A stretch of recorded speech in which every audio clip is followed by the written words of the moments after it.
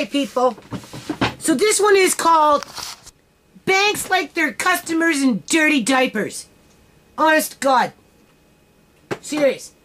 CIBC Bank likes their customer in a dirty diaper. It's already well documented that within the old folks' homes throughout the province of British Columbia, Canada, they don't get the proper care.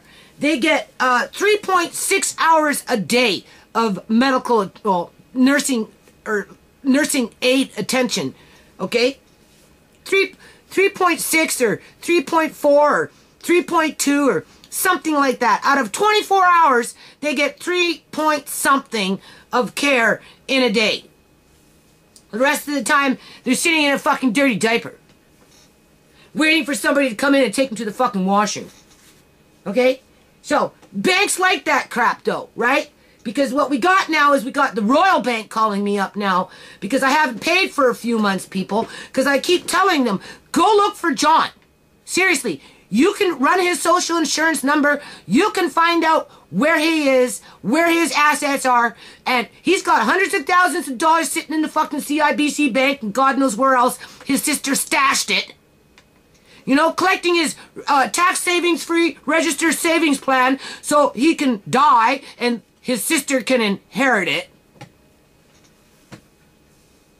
Because that's what will happen. Right? Because that's what John wants. John wants all his blood money going to his blood family.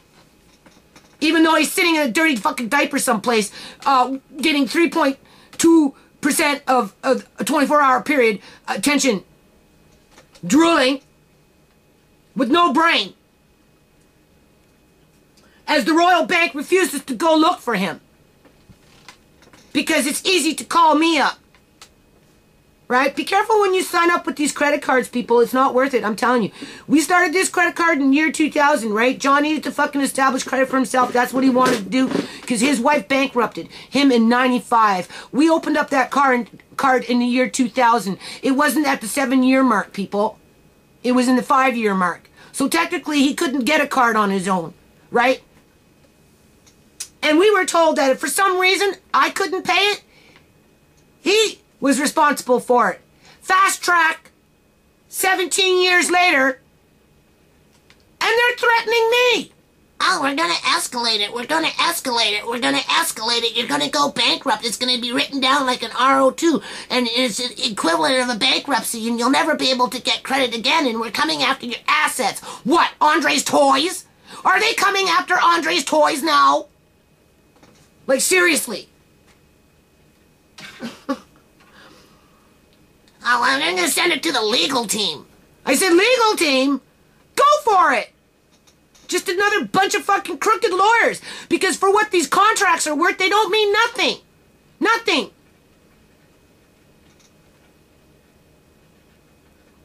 Banking contracts mean nothing. Doesn't matter if it's enduring power of attorney. It doesn't matter if it's freaking, if you can't pay, he pays. In terms of a credit card, as a joint subscription. The only reason they're harassing me is because I've got the same number. I've had the same number for years and years and years and years and years. Right? And his loving sister phoned up the Royal and said, oh, John was a retard in the year 2000. He didn't know what he was doing. He said he doesn't have a credit card. So therefore, just take him off the list. So now, the Royal Bank is protecting the white-collar criminal again. Basically, in my opinion, I gave him her name. I told her where she lives. It's not that hard to go fucking find her. Run a social insurance number. That's what you guys do. Why aren't they going after John? He's the one with hundreds of thousands of dollars sitting at the CIBC bank. Between Joan's inheritance and the money that this loving sister has been banking ever since she bumped him on the fucking head and snatched his body. Made him so he couldn't talk to nobody except by her permission.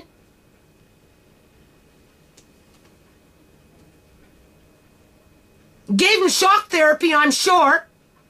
Or just let the drugs that she gave him do its magic. Right? You know that OxyContin. You know what Joan used to do when she was on OxyContin? She used to crawl around in the fucking basement floor, for crying out loud. Kids would come out and there's Joan crawling around on the floor because she was so high off of Oxycontins and codones. Oxycodone and Oxycontins. Drug of choice for the medical fucking profession.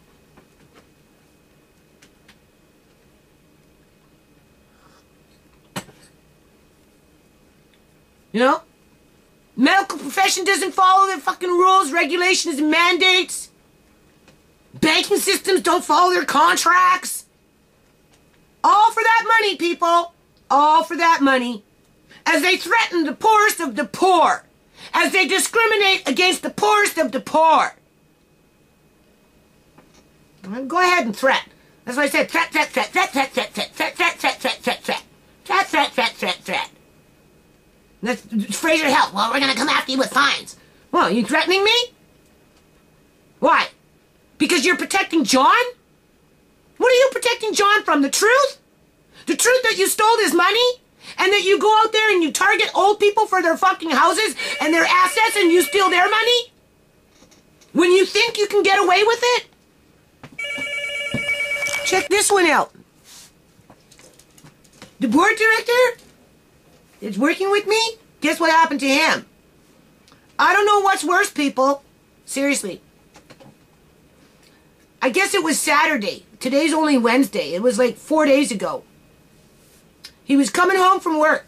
Because he owns a restaurant, right? It was 10:30 at night. He's driving down the road. Somebody crossed the line. Hit him straight on. So, of course, you know, you're driving. So, boom. And when that happened, the guy behind him, boom. And then when that happened, the guy behind the guy that hit him the first time, came another car, boom. It was a 4-car freaking crash with the board director in the middle of those 3 cars. Boom, boom, boom. The car was so mangled. It was probably a van because he drives vans normally. The van was so mangled that it was amazing by the grace of God that he got out of it alive. And he spent 2 days in the hospital, and he's got something going on. I don't know all the details. But the point is that the car was mangled. Boom, boom, boom. Right? 3 times. And they managed to get him out. Took him to the hospital. He's got some issues. But he survived. Now, you know, within a year or two, he's probably going to get a settlement. But what a terrible way of earning money. He almost had to lose his life to get retirement now. Because more than likely he'll get enough money to be able to retire. Because that's a lot of freaking damage. Right? You know, boom, boom, boom.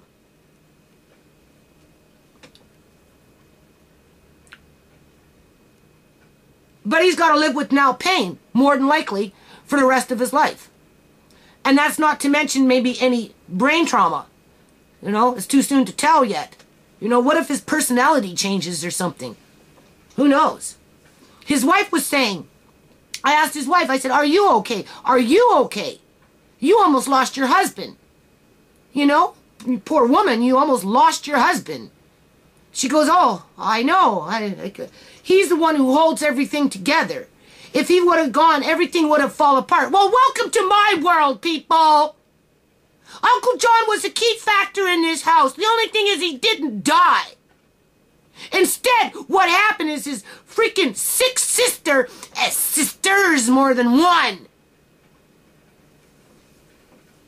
and his sick adopted daughter, because they're fucking sick, started phoning up the Royal Bank. Oh, John this, and he just retarded, and he never knew what he was doing, and, you know, and he said he never had one, and, you know, and we took all his money, but we're not paying that bill because we want to stick it to Judy because we don't want to get caught with what we did.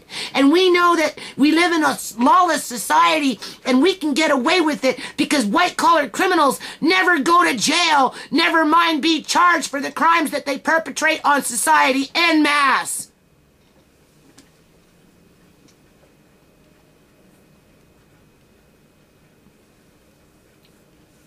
I'm not that well, but I'm not all gimped up from an accident.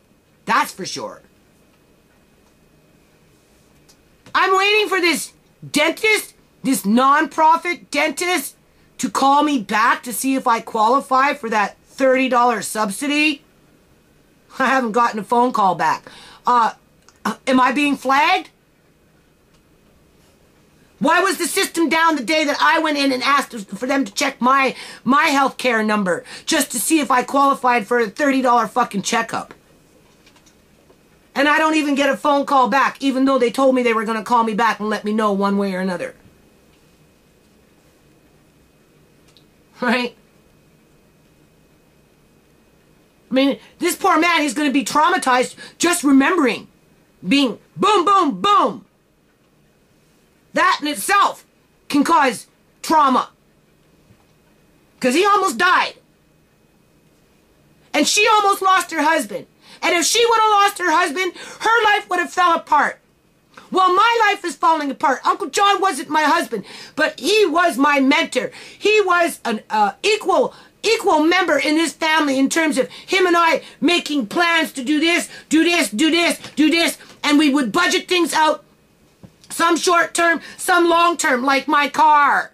I fixed my car. I spent $2,000 on my car between the motor and buying brand new tires. But because of all that bullshit that was going on with Sierra, with Andre being wrongfully removed from the house, and I had to spend all this money trying to get it going into the Supreme Court to get him back, because in those days I didn't qualify for a lawyer, so I had to fucking take matters into my own hand and try and take it to the Supreme Court. So all this money was going into all this photocopying and all this other shit. I had to park the car. Sat there for a freaking year. Then I insured the car to take Uncle John and myself to the doctor as soon as we started feeling a little better over this fucking flu shit. But because it hit him so fucking hard, because he was watching Andre for me for a week while I slept, I drove it for the 1 year after they took him, and it's been sitting there ever since. So what, is Royal Bank gonna come after my fucking car? As it's rotting away? Even though I put all that money into it, because John and I had budgeted where we were gonna do this, this, and this? When I parked that baby, she was running. There was absolutely nothing wrong with that car in terms of the motor. Because the year prior, I had put in like $800. I spent like $2,000 on that car before I parked it. Tires were like $800. With the brakes and everything.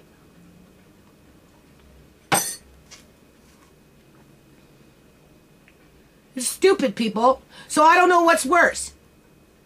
I don't know if getting hit by a fucking car and retiring that way and being in pain for the rest of your life and constantly being traumatized from the memory, or being in my situation where you just have to stand your ground and not let these... Well, we're escalating it. We're threatening to fine you. We're going to get the court to fine you. Because we don't like you telling the truth of what we did. Because we're still protecting John. Have you even spoken to John? Do you even know where he is? Oh yeah, right. He's in some care ward up on Sunshine Coast looking at the fucking ocean with his 3.6 hours a day of healthcare attention, waiting for his sick sister to come in and say, "You're not better yet. I know you want to see the kids when you remember them, but I'm going to make sure you don't remember them," as she's right up into the camera, spitting into his face. Because that's the way she was talking to him, right to his fucking face like this, people. Can you see this? When my kids went to Victoria, and she wanted to talk to John and tell him to shut up, and told him that he couldn't talk to the kids, she went right up to his face like this. Was spitting all over his face. "No, you can't see the kids right now, John. You know that. You don't feel well. You know that, John. You don't feel well yet. You're not well enough yet. You can't see the kids." How would you like it if some fucking crazy bat came up and started spitting in your face? Telling you you couldn't see your loved ones. Telling you couldn't see the fucking grandkids that you invested 23 years into. That you weren't allowed to see them no more. Right? You weren't allowed to see them no more. Are you listening, Fraser Health Authority, CIBC Bank, and since Royal Bank wants to jump on that fucking bandwagon, bring it on!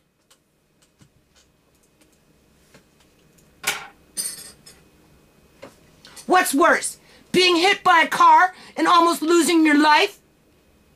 And suffering from the rest of your life with pain and mental trauma from that experience? Due to no fault of your own? Or what I'm going through with my family for the rest of our lives? For the rest of our lives, people. Until this issue is settled.